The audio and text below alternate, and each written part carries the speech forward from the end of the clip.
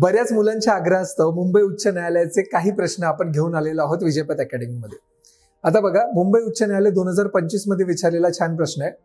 384 रुपयानं वस्तू विकली, त्यामुळे एका माणसाला 4% तोटा झाला आणि त्यावरच 10% नफा मिळवायचा असेल तर वस्तूची विक्री किंमत काय असायला हवी. आता बघा, असे प्रश्न कसे सोडवायचे.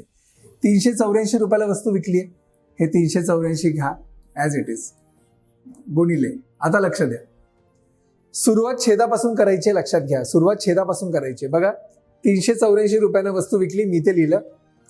त्या माणसाला 4% तोटा होतो. 4% तोटा, टक्के 100वर 4 रुपये तोटा होतो. मग काय करायचं, 100 मधून 4 वजा करायचं खाली. छेदापासून सुरुवात करायची, कारण सुरुवात कशाने झाली आहे, 4% तोटा. मी छेदापासून 100 वजा 4 केलं. हा 4% नफा असतं, मी ते 100 अधिक 4 केलं असतं, लक्षात ठेवा. नंतर काय म्हटलंय, 10% नफा मिळवण्यासाठी आता मी अंशात गेलो. 10% नफा पाहिजे 100वर, मग 100 अधिक 10, अधिक का केलं, नफा. इथे वजा का केलं होतं, तोटा. इथे अधिक का केलंय, नफा. झालं, हे सोडवायचं आपल्याला. डायरेक्ट त्या वस्तूची विक्री किंमत मिळते. बघा, 384 गुणिले इथे 110 येणार आणि इथे येणार 96. चला 12ने भाग लावूया.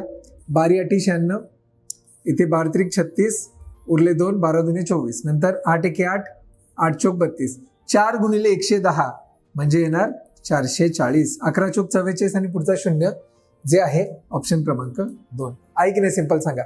अशाच पद्धतीने असे प्रश्न वारंवार विचारले जातात. जास्तीत जास्त प्रॅक्टिस करा आणि शेअर करा, आणि व्हिडिओ आवडल्यास नक्की लाईक करा.